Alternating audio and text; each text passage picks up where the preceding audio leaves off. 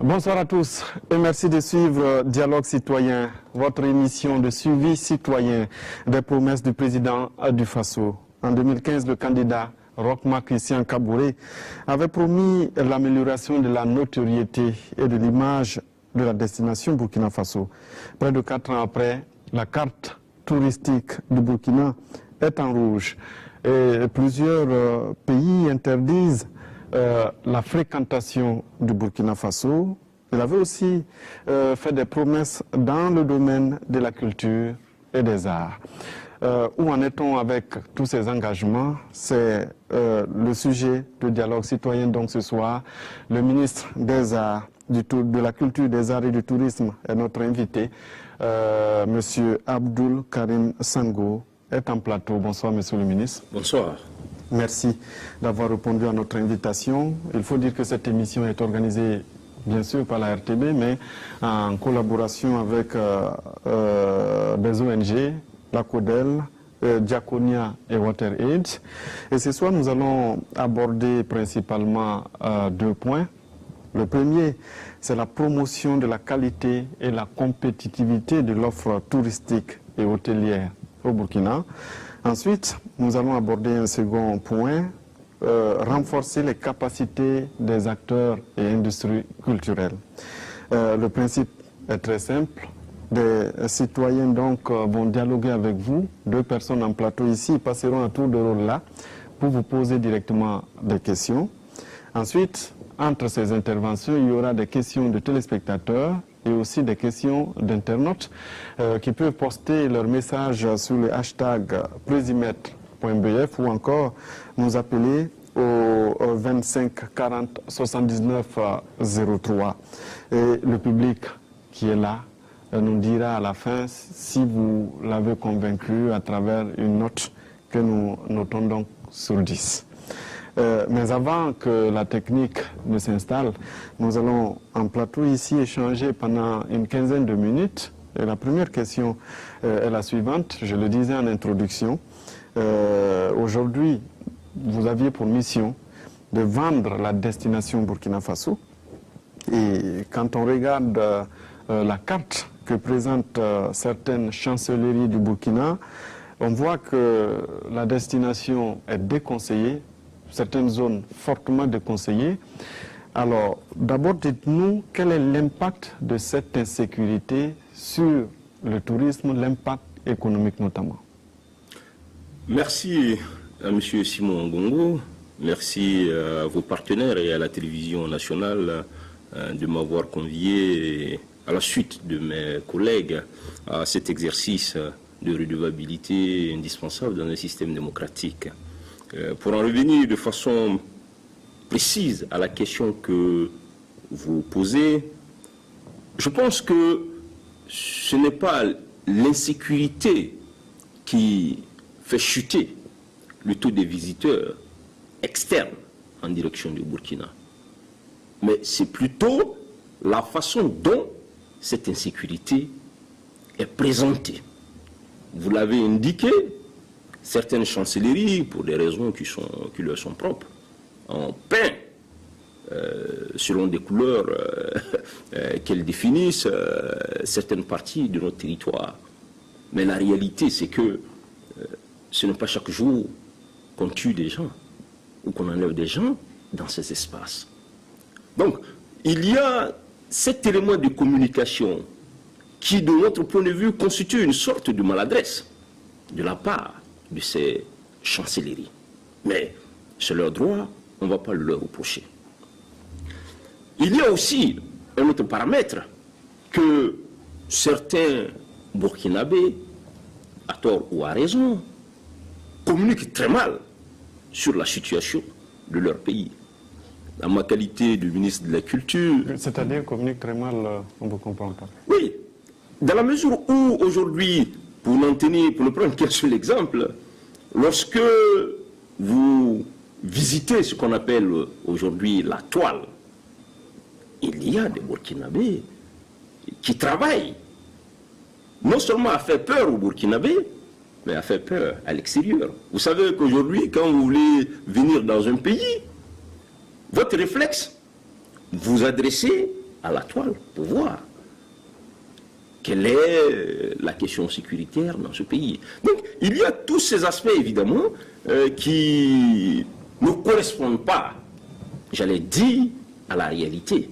Vraiment. Puisque,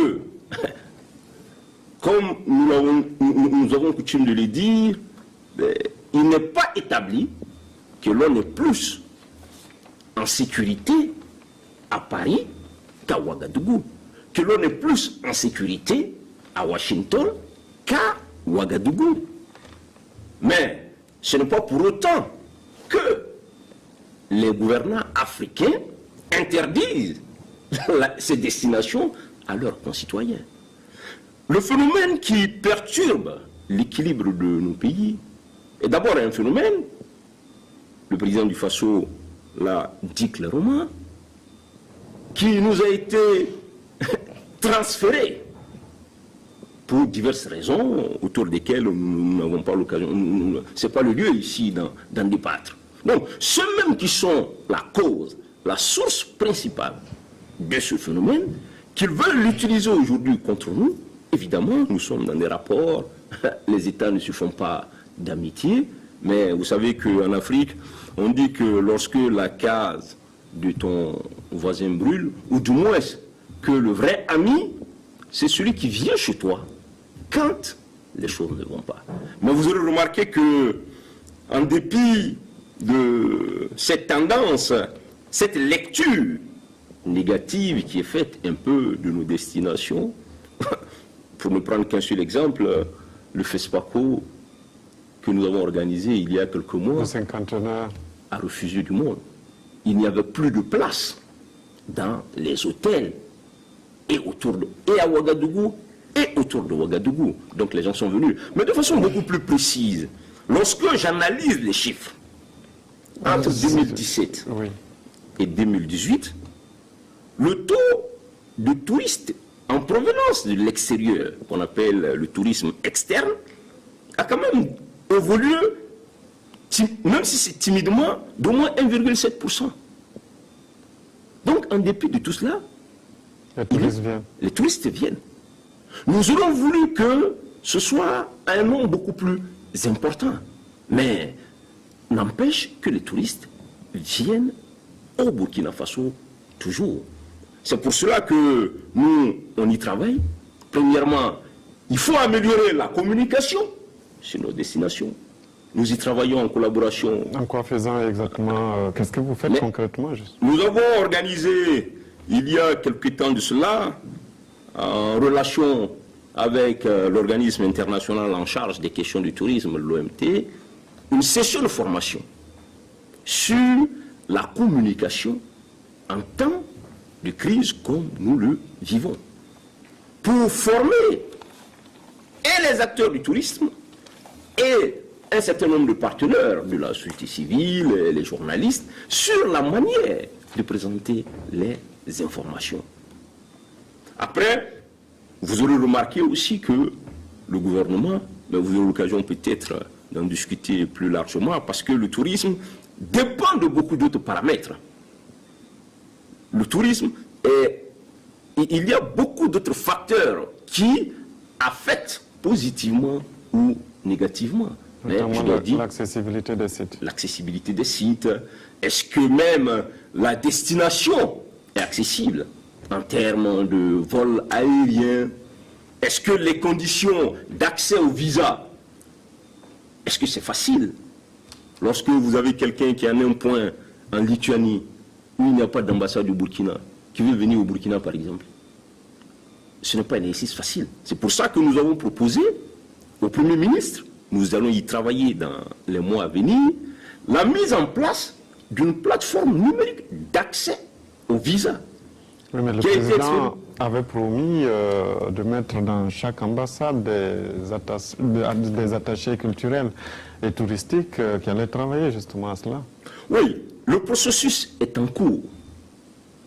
Le président l'a promis, un travail technique a été produit par les services du ministère du Tourisme, mais sauf que le gouvernement du Burkina Faso est dans une logique de rationalisation des ressources humaines à l'extérieur. Nous avons déjà dans les ambassades ce qu'on appelle les attachés culturels. Donc, l'idée ici, qui consiste à reprendre cette proposition du président du Faso, c'est de dire qu'il faut confier cette tâche aux conseillers des affaires culturelles. Surtout que dans notre système, ils relèvent tous deux du même département ministériel, c'est-à-dire le ministère de la Culture et du Tourisme. C'est ce qui a fait que la proposition d'attacher touristique dans les ambassades, non. On ne peut pas en même temps dire que les dépenses de l'État sont excessives du moins, et vouloir qu'on multiplie la présence des fonctionnaires dans les ambassades. Il faut tenir compte du contexte budgétaire d'ensemble qui permet quand même de réajuster une proposition qu'on a faite dans un programme. Alors, monsieur le ministre, vous êtes en train de nous dire que le tourisme a progressé d'1,8, si je... 1,7. 1,7. Ouais. Le tourisme externe. Externe. Donc, clairement, le tourisme n'a aucun problème aujourd'hui au Burkina. Non, ce ne serait pas honnête. Ce n'est pas de ma nature que de mentir comme ça. Non. Je veux dire les types de problèmes dont souffre le tourisme, parce que c'était ça votre question. Oui. Ce n'est pas la question. J'ai parlé de l'impact. Voilà, vous avez parlé de l'impact de l'insécurité. C'est ça. Vous avez mis l'accent, le focus sur l'insécurité. Je dis non. Ce n'est pas l'insécurité. C'est la façon dont la question sécuritaire est présentée par d'autres personnes. Qui peut me démontrer ici, sur cette table, que Paris est plus sécurisé que Ouagadougou? Qui peut nous démontrer que Washington est plus sécurisé? Pourquoi les Occidentaux font ce qu'ils appellent la guerre préventive? Pour éloigner, ils vont déjà commencer à détruire les souches de ce qu'ils appellent le terrorisme loin de leur territoire. C'est peut-être parce ce qu'ils que le savent. Burkina ne fait pas, non? Parce que, oui, mais évidemment, le Burkina, ce n'est pas les États-Unis. Le Burkina, ce n'est pas la France. Le Burkina le fait avec ses moyens. Il faut avoir l'honnêteté de reconnaître. Et les Occidentaux, en premier, savent très bien que la situation d'insécurité dans laquelle l'on est, qu'on appelle le terrorisme, ce sont eux qui nous y ont mis. Il leur appartient, au lieu de peindre nos États en rouge, de nous aider, de contribuer à sortir de cela. Dans tous les cas, le président du Faso l'a souligné, il n'y a même pas... Je pense que c'était devant... avec Mme Angela Merkel, il en a parlé. D'accord. On va évoluer puisque d'autres personnes viendront tout à l'heure évoquer en profondeur le sujet. Mais je voudrais, si vous me permettez, oui. Voyez la plateforme numérique dont je parle, d'accès au visa. Une étude de la BAD a démontré que tous les États qui s'en sont procurés, dans l'espace africain au moins, ils ont vu leur taux de touristes externes s'accroître énormément. Et un des exemples clés, c'est le Rwanda, où le taux a évolué de plus de 22%. Il s'agit de quoi? Vous voulez venir à Ouagadougou, vous partez sur une plateforme, vous remplissez les données, tout ça, voilà. Vous tirez un ticket, vous venez à l'aéroport, vous présentez votre passeport, on vous met votre visa, vous payez et vous rentrez dans le territoire. Je pense que si on le fait, tout comme ça a permis au Ghana de booster son taux de visiteurs externes, même à des pays comme le Bénin, ils sont dans cette expérience, je pense que ça va nous aider à régler ce problème. Et dans les 2 ou 3 mois à venir, le projet va atterrir très certainement sur la table du gouvernement. Je voudrais qu'on aborde un second point puisque le temps court. Alors, dans le programme présidentiel, il avait promis de détecter des talents, des artistes talentueux qu'il allait promouvoir. Jusqu'à preuve de contraire, monsieur le ministre, on n'a pas encore vu des artistes qui ont été repérés par votre ministère, que vous travaillez à promouvoir. On a plutôt suivi une sortie du ministre de la Culture qui demandait à certains artistes de changer de métier. Bon, vous voyez, c'est une vieille histoire que vous ramenez ici. Et encore une fois, si vous sortez mon propos de son contexte, vous lui faites dire autre chose. Mais vous avez dit que le président a dit de détecter des artistes talentueux. qui repose principalement d'ailleurs sur ce qu'on appelle les artistes en herbe. En fait, c'est ça, cette notion. C'est des jeunes, des sortes de jeunes pousses que nous allons inscrire, par exemple, à l'INAFAC, qui est notre institut de formation en matière de musique, pour leur permettre d'apprendre à chanter, à faire de la musique, en se conformant à un certain nombre de normes. Parce que chanter, ce n'est pas seulement la belle voix. C'est une science en bonne et due forme. Mais pourquoi ne pas ramener ce qui existe déjà à l'INAFAC pour les encadrer et leur permettre peut-être de changer un peu le visage de la musique? On a dit des talents. Vous savez ce qu'est un talent? Un talent, c'est ce qui a de la qualité qui est en train d'émerger.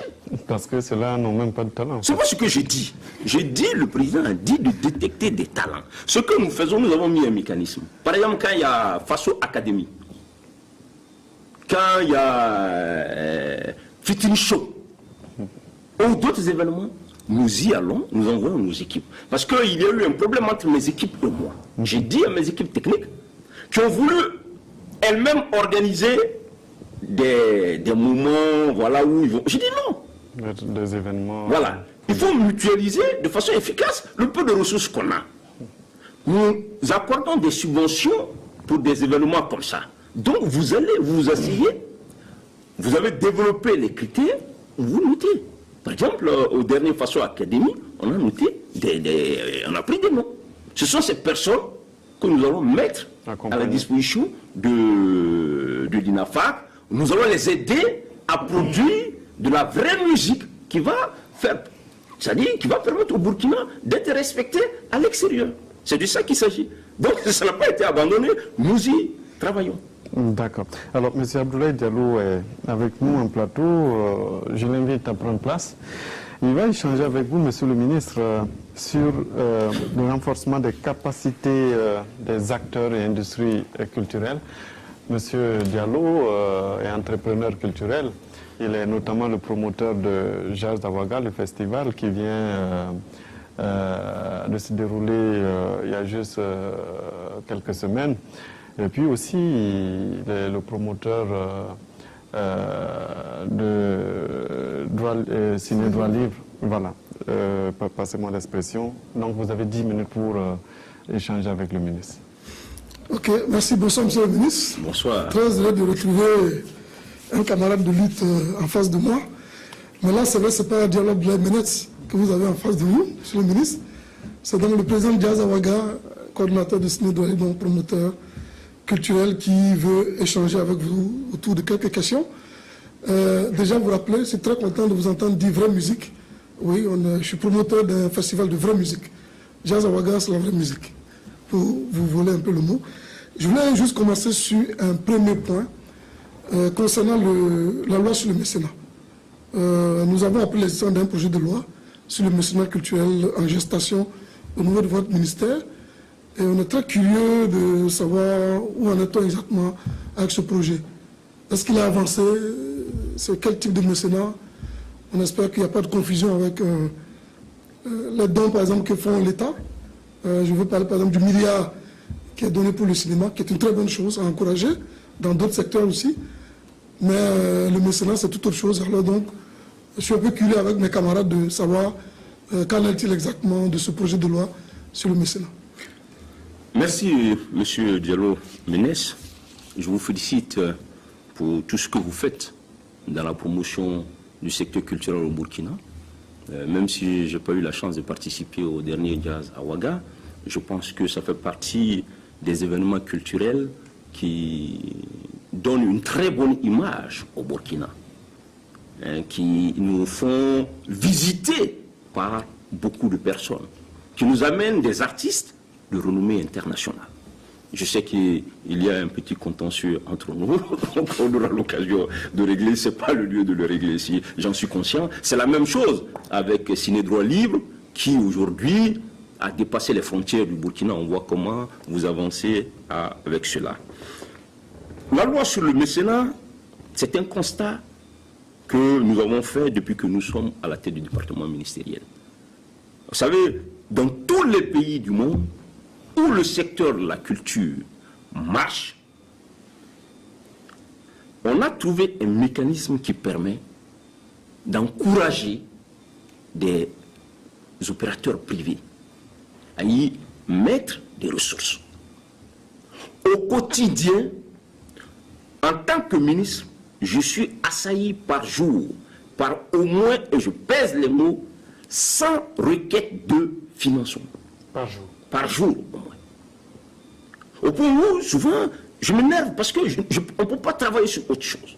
Mais les ressources de l'État sont limitées. C'est donc des citoyens burkinabés, ou d'ailleurs, qui, conscients de ce que la culture est un élément capital dans la construction de ce qu'on appelle le lien social, conscients de ce que la culture, finalement, c'est la vie des gens. C'est pour ça qu'on ne comprend pas qu'un seul jour ne passe au Burkina sans qu'on ait un festival sur cela. Mais ces personnes qui mettent leurs ressources, qu'est-ce qu'ils gagnent en retour? À part, vous êtes gentil, vous êtes gentil.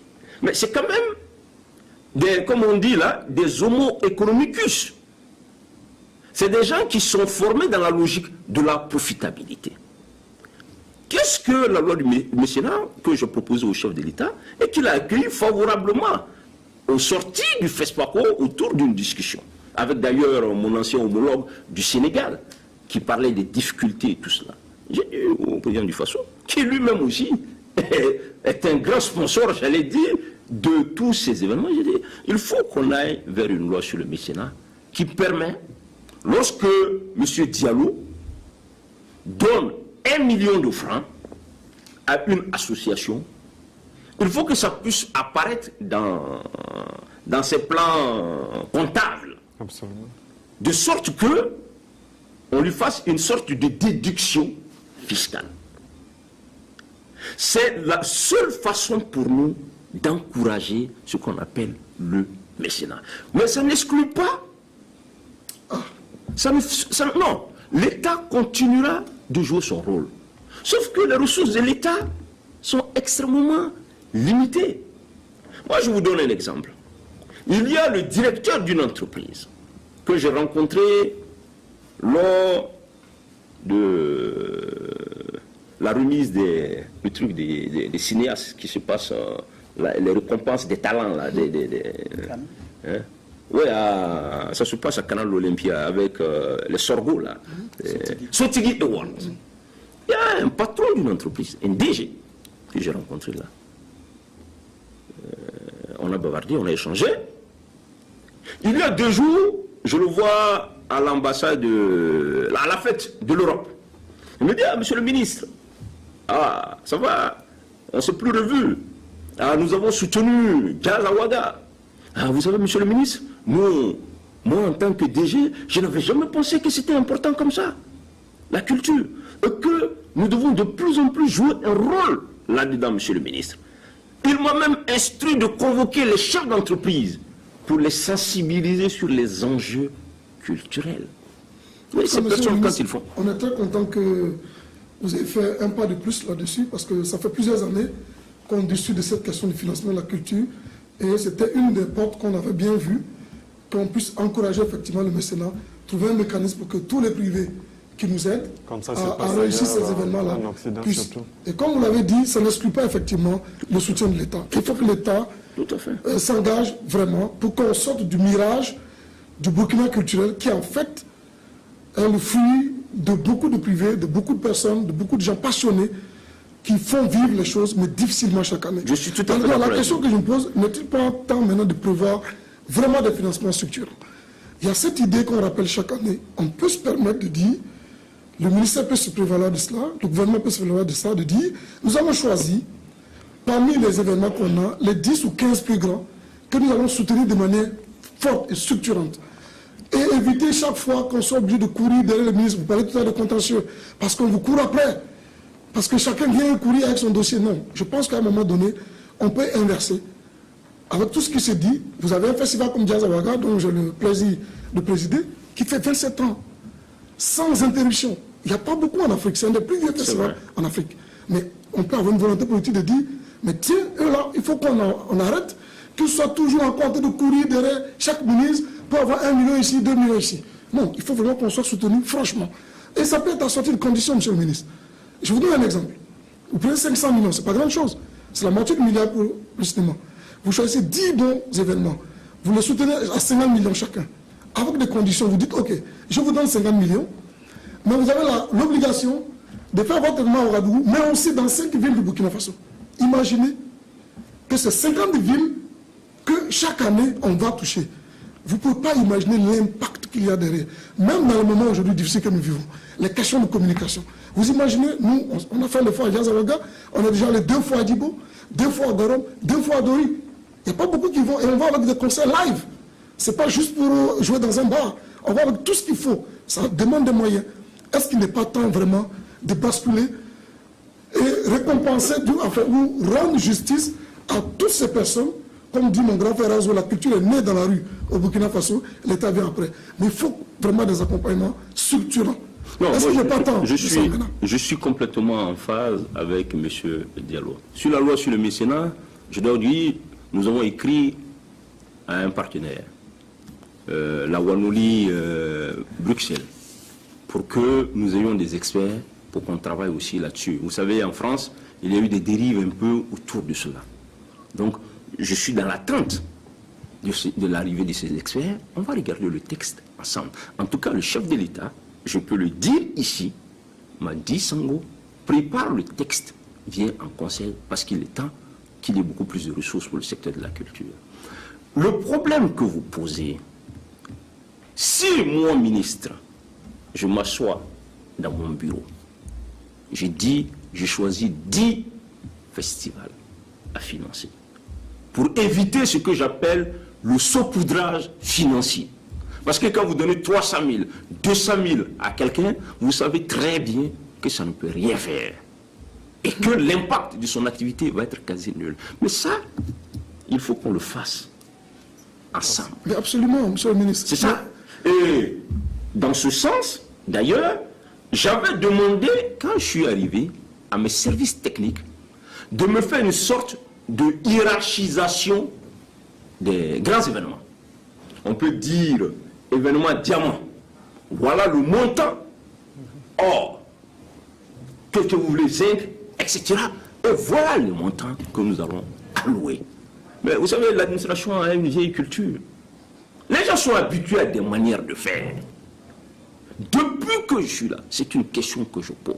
Mais ce n'est pas le ministre qui va s'asseoir pour le faire. Donc, non, je pense que ce soit vous qui assis dans votre bureau pour le faire. Mais non, les acteurs sont là. Nous y sommes. Ils sont disposés à accompagner ce processus. Nous sommes, en fait, nous sommes vos meilleurs soutiens. Nous sommes vos meilleurs alliés dans cette question-là. Parce que nous sommes sur le terrain. C'est bon de connaître c'est quoi nos rêves, c'est quoi nos préoccupations, c'est quoi nos ambitions. Et à partir de ça, construire quelque chose. Parce que c'est nous qui allons le soutenir. Non, je suis tout à fait d'accord avec vous. Il faut une péréquation. Parce que il faut aussi que les petits, un jour... Non, on n'a pas dit... Non, c'est ce que j'ai dit. On est en phase. Il faut qu'il y ait une péréquation. Voilà. Qu'une partie du financement aille sérieusement au grand festival avec un cahier de charges clair. Parce que, ce qu'on ne dit pas, vous contribuez énormément au développement de l'économie. Je suis content de vous l'entendre. Non, c'est clair. Les vendeurs de lotus, les vendeurs d'eau, les parkers, les taxis, les hôtels, tous la restauration. Non, d'ailleurs, nous sommes en train de travailler avec l'Union européenne pour avoir des mesures claires de l'apport de la culture dans le produit intérieur brut. Parce que jusque-là, c'est sous-estimé. Sans compter un élément que vous ne pouvez même pas prendre en termes d'argent, c'est-à-dire la régulation sociale que ça crée. Absolument. C'est ce que je dis, nous sommes vraiment les facteurs de normalité. On est arrivé à terme parce qu'on j'avais voulu quand même juste demander quelques réactions malheureusement, par rapport au programme du chef de l'État. Merci. Oui, d'accord. Donc je m'incline. Les téléspectateurs vont le faire tout à l'heure. Donc nous allons prendre une question sur la plateforme. Merci en tout cas, Monsieur Diallo, d'être venu en plateau échanger directement avec le ministre qui a d'ailleurs noté avec beaucoup d'attention vos propositions. Alors, question sur la plateforme, Monsieur le ministre, que nous allons découvrir ensemble. Monsieur Abdoul du Centre, pourquoi Monsieur le ministre a laissé tomber l'activité, les trésors vivants que son prédécesseur avait initié et qui était apprécié par le monde de la culture? Bon, j'allais dire que c'est excessif de dire que c'était apprécié du monde de la culture, parce que quel indicateur l'auteur peut me donner là pour dire que c'était apprécié? Le vrai problème que nous avons eu quand nous sommes arrivés, puisque nous aussi nous suivons le mécanisme de loin. La première question que nous avons posée, quels sont les textes juridiques qui encadrent cela? On nous a dit non, que c'est un dossier du cabinet. Mais ce n'est pas ma conception de l'État.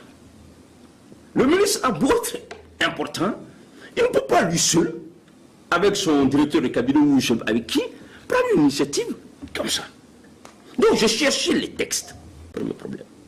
Deuxième problème, il n'avait pas été bien analysé les financements. Conséquence, sur le processus, on a traîné des dettes. Troisième élément, c'est même la distinction de ce qu'on a appelé les trésors humains vivants. J'ai eu une discussion avec mon papa, M. Passéré Titenga, qui est un trésor humain vivant, qui a beaucoup travaillé pour la culture. Je lui ai dit, mais le trésor, la notion de trésor même, veut dire que c'est quelque chose qui est rare. Vous ne pouvez pas comme ça tout de go décréter, susciter plus d'une dizaine de trésors. Moi, dans ma vision, si on doit avoir des trésors, il faut peut-être en trouver un par un, avec des critères corsés. Un peu comme les histoires de prix Nobel. C'est ça. Mais si vous diluez ça, on se trouve dans une situation où on a plus d'une dizaine de THV. Chacun a fait des budgets à coups de millions. Vous enlevez l'argent où? Pour les soutenir, pour les accompagner. Ne vaut-il pas mieux avoir un ou deux, leur donner les ressources? Donc, je n'ai pas supprimé. Nous sommes dans un processus de réforme du mécanisme, en s'assurant qu'on a des ressources pérennes pour cela. Parce que ce qu'on ne dit pas, vous savez, j'ai les chiffres ici. Allez-y. Depuis que je suis à la tête de ce département, je ne peux même pas faire d'investissement, parce que je passe mon temps à payer des dettes accumulées. L'an passé, j'ai payé 1 milliard 19 millions 017 541 dettes. C'est la question du trésor vivant. Non, pas trésor, je dis de façon générale. Parce qu'on était dans quelle situation? Vous sortez, vous faites trésor humain vivant, vous devez de l'argent à des entreprises qui ont effectué des travaux. Vous n'arrivez pas à payer 1 an, 2 ans, 3 ans, 4 ans. Mais l'entrepreneur vient, il se plaint. Il y a les travailleurs qui vont perdre de l'emploi et tout ça. Donc moi, j'ai essayé de rationaliser tout ça en disant aux services financiers, dans tous les cas, l'État doit de l'argent. Il y a des gens qui nous ont amenés en justice. Je dis, il faut prioritairement commencer à éponger les dettes de l'État. Malheureusement, les ressources qui nous sont affectées pour ça, sur le budget de l'État, c'est des ressources qui ont été balayées l'année dernière. 95% de ce qu'on appelle notre budget d'investissement qu'on aurait pu prendre pour. Donc, ça tombe sur le fameux fonds de téléphonie, qui n'est pas un fonds qui, voilà, qui s'élargit à l'indéfini. Donc, c'est pour ça que nous avons simplement demandé de suspendre le processus.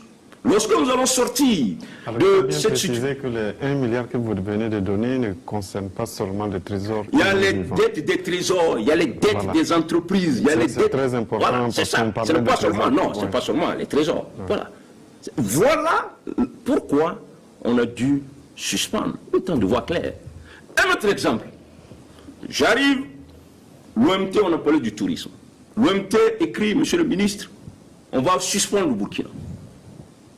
Parce que depuis 2012, vous ne payez pas vos cotisations. Voyez comment les arriérés. Je me retrouve subitement à plus de 80 millions. Moi, je suis arrivé seulement l'année passée. L'année dernière, même dans la ligne, dans le budget, il y avait des ressources qui avaient été affectées pour payer pour l'année passée. Mais on ne peut pas payer parce que le crédit prévu pour l'année antérieure, en 2017, a été consommé sans être justifié. Alors que c'était une ressource destinée au paiement de la dette. Donc, le ministre que je suis est en train de régler tous ces problèmes. J'ai dû écrire de façon particulière au ministre de l'économie et des finances, le supplier pour dire « Ah, c'est l'OMT qui a la science infuse du développement du secteur touristique. Si on nous enlève là, d'abord c'est une honte, on va plomber notre secteur. C'est maintenant que lui il est en train d'analyser pour voir comment il nous aide pour sortir de cela. Alors, quelle est cette situation? Vous devez de l'argent aux gens. Vous ne pouvez pas payer, mais c'est vous qui faites des manifestations tous les jours. Je pense que moralement, ça pose problème. Alors, une autre question sur la plateforme qu'on va découvrir ensemble. Alors, monsieur, je ne sais pas trop s'il s'agit de monsieur ou pas, mais en tout cas, c'est Makeba du Centre. Je voudrais que le ministre situe le peuple par rapport à l'affaire de la statue mémoriale du président Thomas Sankara. Ah, merci pour cette question que vous attendiez. Donc, j'étais sûr qu'on reviendrait là-dessus. Bon, encore une fois, lorsque je suis arrivé au département, on m'a parlé de la statue du mémorial. L'entrepreneur, le sculpteur, a dit « Ah, est-ce que je peux venir voir ?» On m'a posé tout le problème lié au dossier Thomas Sankara, dans lequel nous on joue un rôle au plan culturel. Il s'est trouvé que je recevais au même moment le rapport d'audit de l'ASE, qui estimait que le marché sur la statue était un marché passé de façon irrégulière. Comme c'était le rapport provisoire, j'ai dit, ah, il y a un problème. Parce que les règles de la concurrence, selon la SE, n'ont pas été respectées. Alors que le mécanisme en lui-même ne justifiait pas un gré à gré. J'ai dit, ah, moi, je ne peux pas venir là. Il faut qu'on attende. Qu'on ait au moins le rapport définitif. Le promoteur a dit, non, bon, monsieur le ministre, laissez ça, venez quand même dans mon atelier parce que c'est quand même un sculpteur de grande renommée. Venez voir le travail que j'ai fait. C'est comme ça que moi, je me suis retrouvé dans son atelier et puis il m'a montré la statue. Je n'ai pas fait de commentaires. Alors, je dis à la télé que, bon, c'est impressionnant. Voilà, bon, vous partez, les gens ont fait un travail. Impressionnant, ça ne veut pas dire que c'est beau. Voilà, impressionnant, c'est géant. Les gens ont confondu entre dire impressionnant et c'est beau. On dit, ah non, le ministre même avait... Vous n'avez pas dit non plus que ça ne ressemblait pas à la personne. Non, ce n'était pas ça mon travail. Dans tous les cas, il y avait un contentieux là-dessus. Mais j'ai vu que c'était assez impressionnant. C'était impressionnant. Voilà. Donc, après, quand il y a eu le FESPACO, le comité est venu me voir pour dire qu'il veut inviter le président Rollis. Voilà. Moi, mes invités, là, le président Kagame, le président Ibeka, un autre chef de l'État, ils souhaiteraient que. Je leur ai dit, comme la femme de Thomas Sankara même émet des réserves sur tout ça, moi je pense qu'il ne faut pas se précipiter. Parce que Thomas Sankara quand même, il ne faut pas qu'il y ait des bruits inutiles autour d'eux. Ouais, vous savez, c'est délicat pour le ministre que je suis. D'ici là qu'on sorte pour aller dire, le ministre même est contre. Et vous savez que tout ce qui touche Thomas Sankara, c'est des interprétations qui n'ont rien à voir avec la réalité. C'est comme ça que moi, je suis allé convaincre le président. Pour lui dire, bon, venons. Rollis c'est là, c'était un ancien chef d'État. Nous, on a facilité le billet d'avion et tout ça. C'est le ministère, on a appuyé parce qu'on pensait que c'était bien. Bon, maintenant on présente. L'opinion dit que c'est pas comme ça. Bon, ils ont tiré les conséquences. Ils ont retiré. Ça veut dire quoi? C'est valable pour ce marché, c'est valable pour l'autre. Que si nous ne respectons pas les règles de la concurrence, on va toujours se trouver Vous dans voulez cette dire situation. Parce que d'ailleurs qu'il y a du mouta-mouta avec c'est pas moi qui le dis, ça y est dans le rapport.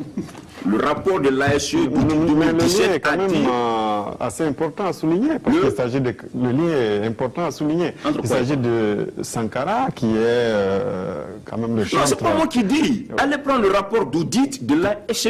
Ne me faites pas dire... Moi, je ne fais que répéter ce qui est écrit dans le rapport. Je ne dis pas c'est vrai, je ne dis pas c'est faux. Voilà. Mais j'ai vu qu'il y a des sculpteurs de grande renommée internationale qui sont venus se plaindre ici. On les connaît, je ne veux pas en citer ici, qui sont reconnus dans le monde, qui n'ont pas été associés. Je pense même qu'un ouvrage comme ça, ce qu'il fallait faire, c'était un collectif de sculpteurs. Voilà. Qui ne demandent même pas l'argent. Parce que Thomas Sankara, finalement, il fait partie de ce qu'on appelle les héros nationaux. Absolument. Mais le Premier ministre m'a demandé un rapport sur le dossier mémorial, tout cela. J'ai dit, et je l'ai déjà dit publiquement, j'ai dit au Premier ministre, Thomas Sankara fait partie de notre patrimoine national. Il y a une loi qui dit qu'il est un héros national. Ce qui veut dire qu'un groupe d'individus, de personnes, ne peut pas tirer profit d'une certaine... Non, l'État n'a qu'à prendre ses responsabilités. Et très bientôt, nous aurons une réunion. De sorte que CIMTS, ils deviennent un partenaire dans le processus, mais ce n'est pas l'État qui les suit. C'est ça qui crée ces problèmes. Même si je reconnais... L'État va prendre le leadership du mouvement. C'est la recommandation que je formulais. Mais nous allons discuter avec le comité. On va prendre une autre question sur la plateforme. Alors, Monsieur Souleymane Yameogo du Centre S, Monsieur le ministre, pouvez-vous nous donner les raisons de l'annulation du financement pour l'achèvement de la salle de conférence de FESPACO? Bon, je me suis suffisamment expliqué sur cette question. Il y a des génies là-bas. Bon, chacun peut rire, les génies. Mais moi, je suis ministre de la culture. Et les génies, c'est un élément de notre culture. Après, voilà. Et ça ne veut pas dire que le ministre dit quoi ou pas, ça c'est pas le débat. Mais pour être sérieux sur sa question, il n'y a pas d'annulation du crédit.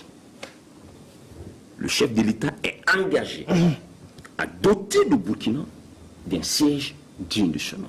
Il y a eu des difficultés sur le processus. Aujourd'hui, nous sommes en train de chercher un espace que d'ailleurs la mairie nous a déjà proposé. Okay. Puisque psychologiquement... Quelque part, vous êtes en train de fuir les génies. Non, non, ce n'est pas que nous sommes en train de fuir les génies.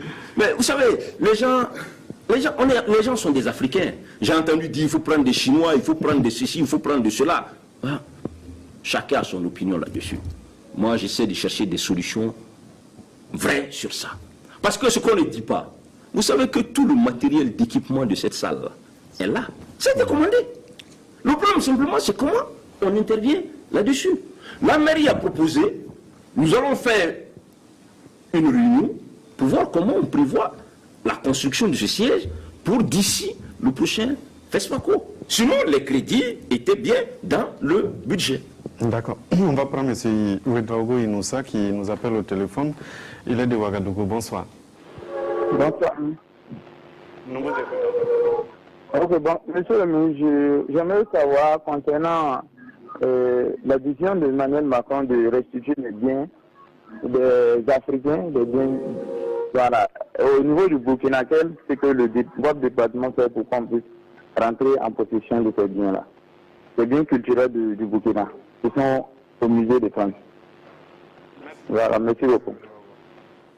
Non, de façon concrète, nous sommes en train de faire une évaluation de l'existant pour ce qui concerne le Burkina.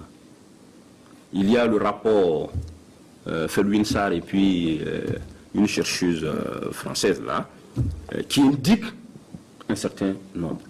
Mais nous-mêmes, nous envoyons des techniciens en collaboration avec les grands musées pour faire le point là-dessus. J'ai écrit la semaine passée au chef de l'État un projet de lettre qu'il va adresser à son homologue français pour lui dire que le Burkina veut qu'on le restitue. C'est ça la procédure. De quelle quantité, justement, Dans le rapport Felwine-Sarr, on parle de milliers. On parle des milliers, mais ça peut être plus que cela. Donc, nous sommes en train de travailler sereinement sur la question. Et vous savez, très bientôt d'ailleurs, à la fin du mois, puisque nous avons demandé qu'il faut que ce soit un combat panafricain, cette affaire-là. Ce n'est pas une histoire de Burkina, Bénin isolé. Si on fait ça, c'est zéro. Ça n'ira nulle part. Il faut que le continent comprenne que c'est un élément de notre patrimoine. Et donc, c'est une position de principe. Macron a joué le jeu, mais il nous faut... Donc, l'Union africaine a proposé une loi type qui va être examinée par nos experts d'ici la fin du mois au Bénin autour de cela. Donc, nous y travaillons de façon concrète. Monsieur Jean-Marie Zapré nous appelle de Ouagadougou. Nous allons vous demander de vous éloigner de votre poste récepteur avant de poser votre question. Bonsoir. Bonsoir. Bonsoir. Oui. Allô? Oui, nous écoutons. Alors, tout d'abord, je tenais à dire grand merci au ministre de la Culture. Et je voudrais juste chercher à comprendre où en est-on avec les Lompolo, une activité de reconnaissance pour les hommes de théâtre qui était organisée, je dirais, en biennale. Là. Ça fait à peine 5 ans qu'on l'a enterré, on ne sait pas. Est-ce que chaque ministre vient avec son programme et puis essayer de mettre de côté, je ne sais pas. C'est une activité qui était une activité que les hommes du théâtre saluaient et les structures qui interviennent dans le volet du théâtre. Où en est-on avec les Lompolo de nos jours? Merci. Merci, M. Zapré. Monsieur le ministre. Merci, M. Zabré. Déjà, au moins, il sait très bien que ce n'est pas le ministre Sango qui a enterré, parce qu'il dit que c'est enterré depuis 5 ans. Je ne vais pas m'exprimer spécifiquement sur ce dossier parce que je le découvre évidemment avec lui. Ce que je peux dire, c'est qu'il y a une dynamique réelle dans le secteur du théâtre. Et que, pendant ce temps, nous allons inviter M. Kaboré à s'installer. Et que le ministère doit davantage soutenir. Je veux dire que l'une des rares fois où j'ai été regardé du théâtre, si on m'avait dit que les Burkinabés aimaient tant le théâtre, j'allais dire que c'est faux. D'ailleurs, une des propositions que j'ai faites à la télévision, parce que quand on dit culture, c'est la télévision. Il faut que comment on appelle ça là, quand on regarde le théâtre par exemple aussitôt, il faut qu'on ait un dispositif qui permet de faire passer ça à la télé. Je me rappelle très bien, à mon enfance, que nous avons appris à aimer le théâtre, parce que, je pense, ça devait être chaque jeudi soir, on avait le théâtre. Parce que le théâtre, il y a plusieurs avantages. D'abord, c'est un métier. Deuxième élément, on peut faire passer beaucoup de messages dans le théâtre. Et donc, de ce point de vue, c'est très utile. Moi, j'ai honte, hein, je fais l'aveu. Quand je regarde la contribution dérisoire que mon département apporte au secteur du théâtre, je suis gêné. Et je l'ai dit aux hommes de théâtre. Ça va constituer une de mes priorités en termes de soutien, parce que ça ne peut pas continuer d'être simplement l'affaire. Mieux même, il faut que dans les écoles, nous trouvons un dispositif pour qu'on réactive ce qu'on appelait là-bas les clubs de théâtre. Merci beaucoup, Monsieur Rakris. On pourrait visiter le Lompolo, je vais voir avec mes collègues. Promesse de ministre à M. Zapré. Monsieur Rakis Rodrigue Kaboré, il est entrepreneur touristique et aussi du cinéma. Il est là pour échanger avec vous. Vous avez 10 minutes. Merci. Merci, Koumou. Bonsoir, Monsieur le ministre. Bonsoir. Comme vous le constatez, j'ai plusieurs casquettes. Et comme j'aime le dire, malheureusement ou heureusement, tout dépend de tout un chacun. Je vais déjà intervenir directement par rapport aux zones de chasse. Donc, on va dire le tourisme synergétique. Voilà. Au regard de la spécificité et des potentialités de notre pays, plusieurs campements dans nos zones de chasse ont été brûlés, complètement pillé. Comme j'aime le dire, même pas une cuillère est sortie de ces campements. Alors qu'il a occasionné des milliards de pertes. Parce que pour faire un seul campement, vous n'avez pas moins de 900 millions, le minimum. Et malheureusement aussi, ça a mis des chômages. Nous avons 1 millier de chômage. Quelles sont les dispositions que le gouvernement compte prendre pour venir en aide à ces concessionnaires qui se battent non seulement pour les emplois, mais également pour montrer à l'extérieur, on va dire, la culture touristique de Burkina? C'est ma première question. Merci, Monsieur Rodrigue, qui fait aussi un excellent travail. Je vois que vous ne vous êtes pas trompé dans le choix de mes contradicteurs ici, dans le secteur du cinéma. Je découvre l'autre facette de ses compétences. C'est un vrai problème, la question des campements de chasse, dont la plupart étaient principalement situés dans la région de l'Est, et qui nous amenait une entrée très importante de touristes. D'abord, je dois dire que je n'ai pas été saisi d'une requête spécifique autour de cette question, à part les discussions informelles que nous avons. Parce que bon, pour faire bouger les mécanismes étatiques, il faut, comme on dit, monter un dossier. Nous regardons tout cela comme ça pour le moment.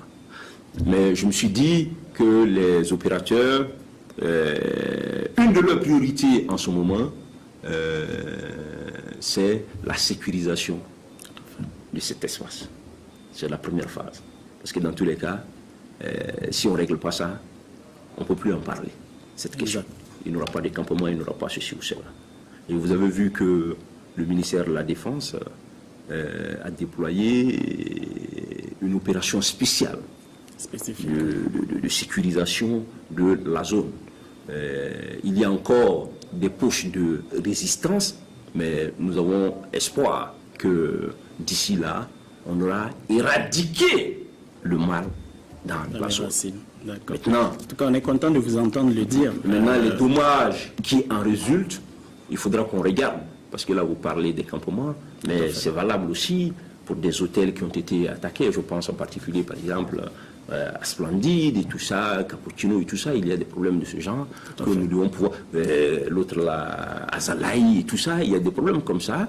Il faut qu'on regarde ensemble ce que l'État peut faire pour accompagner. Parce que l'économie de l'État en a besoin. Tout à fait. Parce que ce n'est pas vous faire des cadeaux. Non, c'est dans une vision prospective de croissance de l'économie. Donc, de ce point de vue, je crois que... Soyez pas surpris, vous allez voir les concessionnaires très bientôt. Okay. Merci en tout cas pour l'appel. Donc, l'article 21 de la loi d'orientation du cinéma et de l'audiovisuel stipule la création d'un fonds qui sera bénéfique pour tous les maillons de la chaîne cinématographique. Où en est-on avec ce projet et le statut de la DGCA en CNC pour plus d'autonomie à l'image de la Côte d'Ivoire, du Togo, du Niger? Où votre département en est avec ces deux questions? Bon, d'abord, sur le statut de la DGCA, je ne suis pas sûr que les 3 exemples que vous avez pris, ce soient de bons exemples. Parce que à côté de la Côte d'Ivoire, du Togo et du Niger, nous sommes des champions du cinéma. Ils viennent plutôt à notre école. Lorsque je parle avec mon homologue, il est conscient que le Burkina a une grande plus-value de ce point de vue. Monsieur le ministre, aujourd'hui, ils nous ont dépassés. Parce que tout simplement, tout le monde prend référence à la France, CNC. Je n'ai pas mis la France, je ne l'ai pas mis sciemment, pour que vous compreniez que je parle des pays africains. Sinon, nous tous, c'est la CNC, à partir de la France, qui permet de régénérer et qui permet de faire une remontée de recettes et qui permet justement de régler tous ces soucis qui ont un rapport avec le cinéma. Non, moi je vous donne un exemple banal. Il y a même pas 2 semaines, nous avons pris attache avec la Direction générale de la cinématographie pour leur dire que, par exemple, il y a un établissement, une université spéciale qui passe un film et qui fait une entrée payante donc une exploitation commerciale, et que nous attirons leur attention, parce que déjà les salles ont des difficultés, il faudrait sensibiliser. Mais la DGCA n'a même pas pu se déplacer. Pourquoi? Faute de budget. Ils disent non, et en plus, par rapport à leur statut, ils ne sont pas autonomes, donc ils n'ont pas la possibilité d'aller directement sur le terrain et régler ces problèmes des acteurs. Non, Donc, le problème est réel. D'accord. Mais la solution, on peut en discuter. Tout à fait. Parce que le FESPACO a un statut autonome, Exact. mais le FESPACO n'a pas plus de moyens. Que la DGCA n'ait pas les ressources pour faire un tel contrôle, ça c'est un problème. Voilà. Dont le ministre que je suis n'a probablement pas été directement saisi pour le moment. Hein? Maintenant, je pense qu'il faut qu'on travaille plus sérieusement pour transformer le statut du FESPACO. Je suis d'accord. Je pense que le FESPACO doit passer de son statut DPE à un statut de société chargée du développement de la filière cinématographique, qui va embrasser un certain nombre de questions. Parce qu'il faut avoir honte qu'après 50 ans, on ait un cinéma de type mondial. C'est ça le terme. Alors que le cinéma génère beaucoup d'argent. Exactement. C'est une industrie. Tout à fait. Le Nigeria a commencé il n'y a pas longtemps. Ils sont à 3 000 milliards. Il faut qu'on pose ce vrai débat et que on ait... Parce que le FESPACO a une notoriété mondiale. D'accord. Mais il faut que le FESPACO sorte de l'événementiel. Mais encore une fois, vous et moi, il faut qu'on travaille là-dessus. Tout à fait. Les questions de salles de cinéma. On ne peut pas continuer de dire qu'on est le pays du cinéma Et puis on n'a pas de et salle. puis on n'a pas de salles. C'est pas honnête là. Moi je nous pointe des salles ici. Vous voyez, tout ça. 50 C'est des salles qui avaient été construites il y a des années. J'ai rencontré l'AFD il y a quelques jours pour leur dire il faut qu'ils nous aident. Parce que ça a été transféré aux communes qui n'ont pas de ressources. Tout à fait. Or, les films, vous produisez, vous réalisez, vous-même, vous me l'avez confié, et c'est vrai. S'il n'y a pas de salle, on perd le temps. Or, ça peut nous donner beaucoup d'argent. Je pense que très bientôt, nous aurons une grande réunion avec l'Organisation internationale de la francophonie, parce que la secrétaire générale en marge du FESPACO avait été sensible à la vision que je veux implémenter dans le secteur. Je suis content, monsieur le ministre, que vous ayez abordé en même temps les salles. Donc, vous avez répondu à ma quatrième question, ma troisième question. Ce qui m'amène toujours dans cette question. Voilà. Donc, par rapport à la situation, qu'est-ce que vous en pensez par rapport à la situation du Ciné Burkina, du Ciné Sayon et également des salles Canal Olympia? Bon, je pense qu'il y a deux problèmes. Canal Olympia, c'est un promoteur privé qui fait de la prospective, qui sait que dans les 15-20 prochaines années, nous aurons une classe moyenne importante. Et qui dit classe moyenne, dit développement du loisir, cinéma et tout ce qui s'entoure. Donc qui opère un investissement. Tout à fait. La question ici, et je l'ai toujours dit à la Chambre de commerce, il faut que nos opérateurs comprennent. Nous avons plus d'une quarantaine de salles ici. À Ouagadougou, actuellement, il y en a au moins 8. On dit, non, non, non, Canal Olympia, c'est les Blancs, c'est quoi? Mais et vous-même, qu'est-ce que vous faites? Parce que les gens préfèrent faire des routes, c'est leur droit. Ils préfèrent faire du commerce import-export, c'est leur droit. Mais il faut qu'ils comprennent que le cinéma peut leur générer beaucoup plus de ressources en investissant dans la construction des salles. Mieux, c'est notre identité. Parce que Canal Olympia n'a aucune obligation de diffuser nos films. Tout à fait. Voilà. Après, nous avons des sociétés relativement déstructurées, on est surpris. Donc, je pense que c'est une opération que nous devons mener ensemble. Maintenant, Ciné Burkina, Ciné Sayon, ça relève, ce n'est plus mon ministère, c'est la Caisse nationale de la sécurité sociale. Très honnêtement. Moi, je l'ai écrit au directeur général de la Caisse nationale de sécurité pour dire, mais Je ne sais pas qu'est-ce que la caisse cherche là-dedans. Il faut mettre ça à la disposition complète d'opérateurs privés. C'est le travail. Quand vous regardez l'état de délabrement de Siné-Sagnon, mais c'est des joyaux qu'on a construits il y a des années. Donc on a des privés qui peuvent le faire. Il faut leur céder ça, surtout que c'est des nationaux. Et que la caisse s'occupe de bien d'autres choses. Donc j'ai pris l'engagement d'écrire au directeur général qu'on se rend compte et qu'on regarde. Peut-être même qu'il ne s'en rend pas compte, principalement. Préoccupé plus qu'il est plus par la gestion des fonds de retraite. Donc je crois que si on le fait, globalement, le secteur va mieux se sentir et l'économie va gagner davantage. Merci à vous, M. Rodrigue Kabouré. Nous allons prendre une question sur la plateforme. On va découvrir ensemble, Monsieur le ministre. Une question de M. Boubacar Sangaré de la France.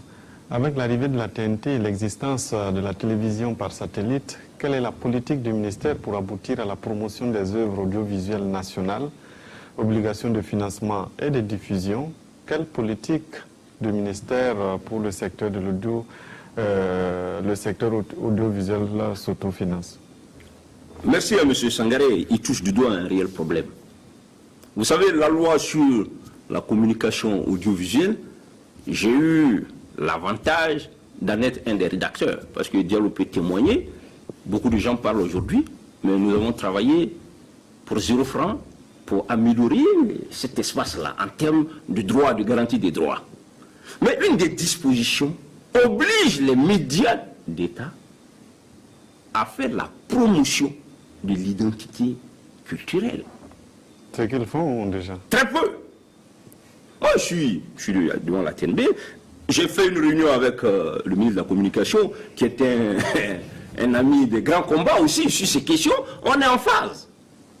Pour que le samedi, quand vous êtes assis chez vous à la maison, vous ne serez pas là à regarder les faux films américains. Excusez-moi du terme. À condition que ces médias ne soient pas obligés aussi d'aller chercher les fonds de s'autofinancer. Mais déjà, la TNB, elle perçoit ce qu'on appelle la taxe de soutien à l'audiovisuel. Non, c'est pas reversé à la...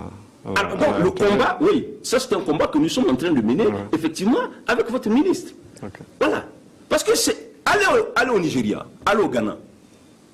Vous ne verrez pas un programme étranger. Je pèse mes mots sur leur chaîne.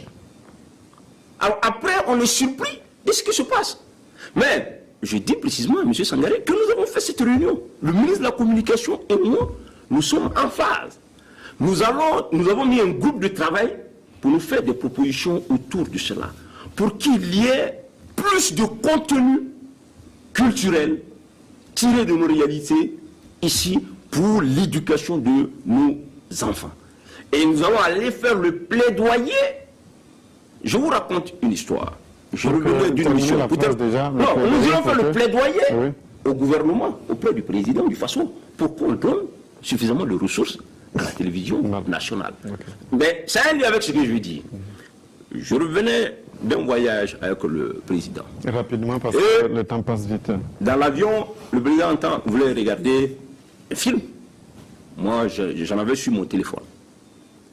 L'hôtesse défile. J'ai dit, j'espère que c'est un film burkinabé que le président va regarder. L'hôtesse dit, ah, monsieur le ministre, on n'a pas vos films. Le président me taquine et dit, mais toi, tu parles là, où sont tes films? Voilà le problème. C'est ça. Donc, il faut qu'on travaille effectivement à mettre en avant nos films qui n'ont pas de, je l'ai dit, de complexe vis-à-vis de cela. Ça veut dire que le président est sensible à la question. Maintenant, il nous appartient, nous, les ministères techniques, d'y travailler. Nous allons y travailler avec vous ensemble. Comme je dis, il faut mettre la pression de façon intelligente sur les gouvernants. Oui, mais à condition qu'on revienne sur la question d'unicité aussi des caisses, parce que sur la question de la taxe... Moi-même, mon ministère a des problèmes. La taxe de développement touristique, qui était fixée pour la promotion du tourisme. Au nom de ce principe, on a tout pris. L'ONTB est grabataire, là. Parce que c'est ça qui finançait. cela. Okay. Donc il y a des débats comme ça qui sont des débats objectifs que nous devons analyser si on veut vraiment booster les différents secteurs. On peut compter sur vous. On va aller découvrir une autre question sur la plateforme. Monsieur Zonga, de Centre S. Monsieur le ministre, le CITO, qui était une stratégie de promotion du tourisme au Burkina, est sur le point d'être supprimé et remplacé par la Vitro. Est-ce qu'il n'était pas possible de réorienter la mission du CITO vers d'autres objectifs bien précis que de le supprimer? Monsieur Zonga, je vous dis, le ministre de la Culture et du Tourisme n'a jamais dit de supprimer le CITO. Voilà le problème. Quand j'étais dans la société dite civile, je ne comprenais pas pourquoi... Pourquoi dite civile? Pourquoi je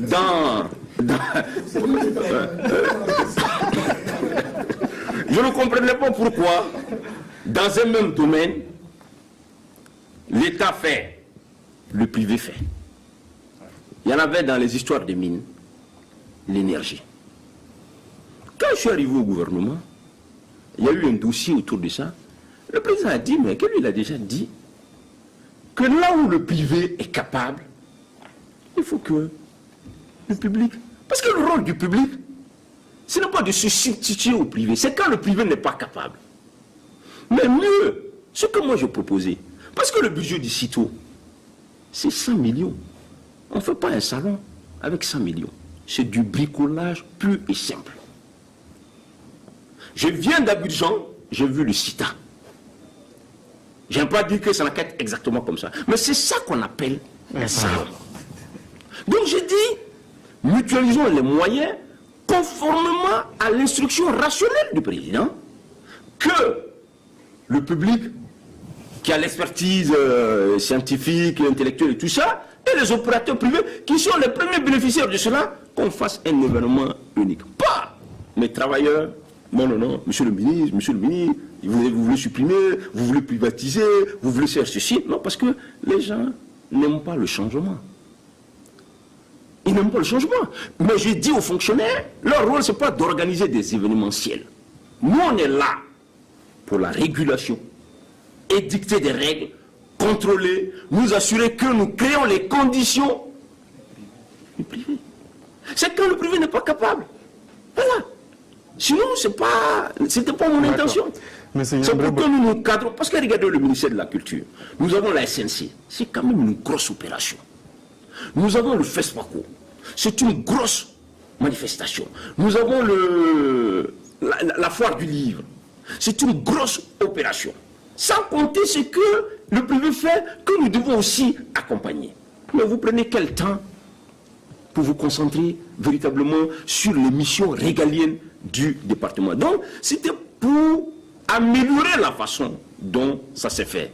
Parce que mon idée, c'est que le public et le privé, on ne doit pas se regarder en opposition.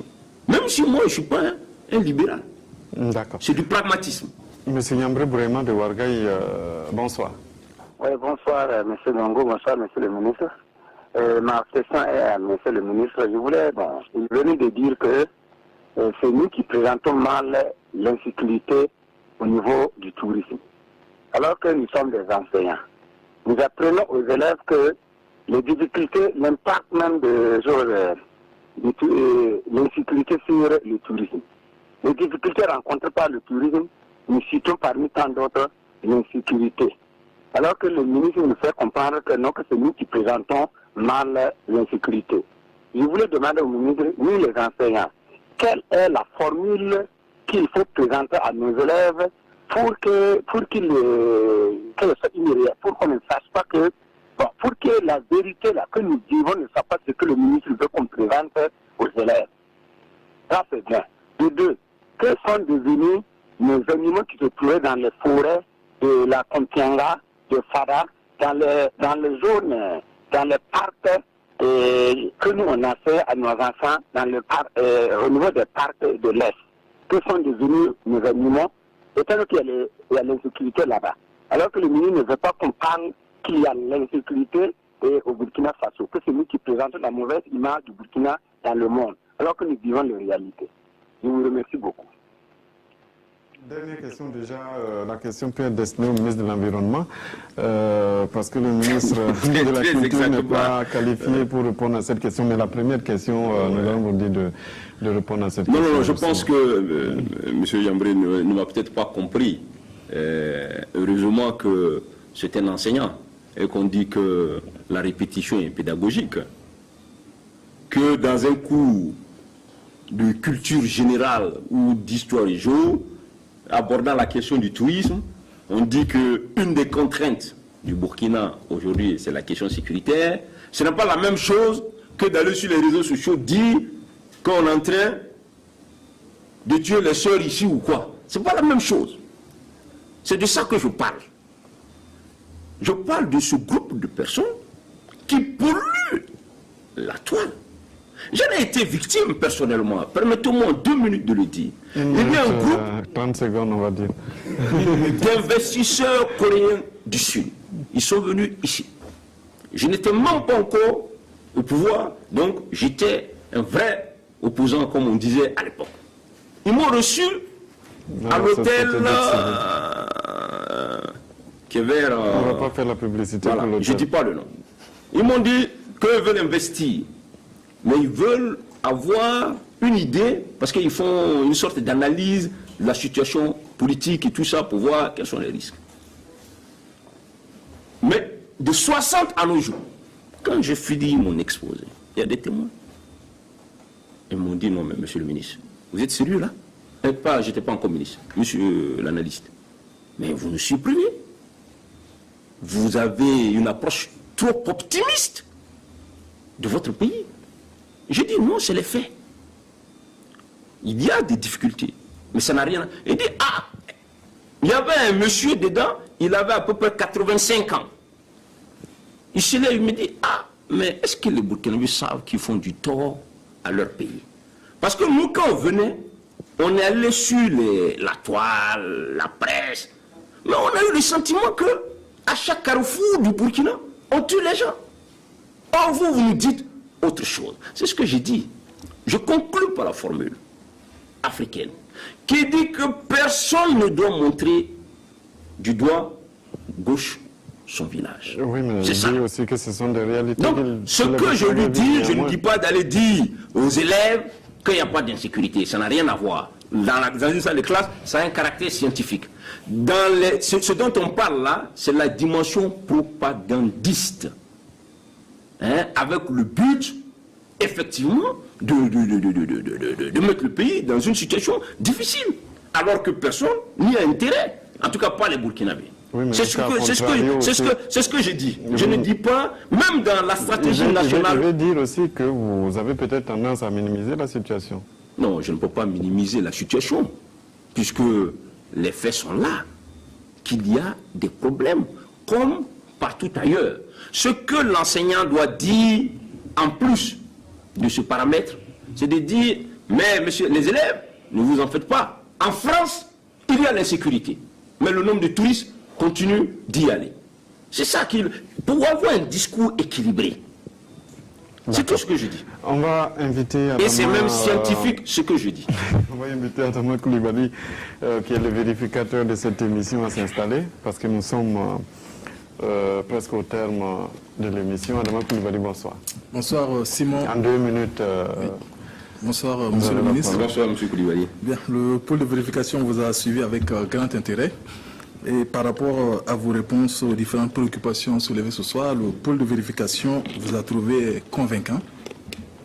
Vous avez répondu sans tabou et on peut même ajouter qu'on sent dans vos réponses de la bonne foi. Cependant, un constat, vous avez plus parlé de la gestion au quotidien des différents projets que plutôt des politiques définies dans le programme présidentiel. Ça, c'est le constat que le pôle de vérification a pu faire. C'est vrai que par moment, vous avez fait cas des instructions reçues du chef de l'État, donc par rapport à tel ou tel autre aspect. Ceci étant, pour votre prestation de ce soir, le pôle de vérification vous attribue la note de 7 sur 10. Donc le public qui est ici vous a aussi noté. Et la moyenne du public est de 7 sur 10. Donc ce qui vous donne une note globale de 7 sur 10, Monsieur le ministre. Réaction, Monsieur le ministre. Non, merci à M. Coulibaly et au pôle de vérification Je voudrais dire que le débat n'est pas conduit par le ministre. Le débat est conduit par M. Simon Gongo et les autres qui sont dans la salle. Donc, mes réponses sont fonction des questions qu'on me pose. On avait entendu effectivement aborder certaines questions en relation avec le programme présidentiel. Mais d'une certaine façon, ça apparaît. Voilà. Mais j'espère qu'on aura d'autres opportunités, puisqu'on va progressivement quand même vers le moment où le vrai bilan sera fait. Et en ce moment, on reviendra peut-être beaucoup plus en détail sur cela. Merci à vous, Monsieur le ministre. Merci au public qui est venu donc assister à cette émission. C'est déjà fini pour ce soir, c'est ça, Dialogue citoyen. Merci à toute l'équipe technique, toute l'équipe de préparation et de présentation. Christine Sanoua Koulibaly vous retrouve tout à l'heure pour la dernière édition du journal. Rendez-vous le mois prochain pour un autre numéro de Dialogue citoyen. Bonne suite de programme sur la RTB.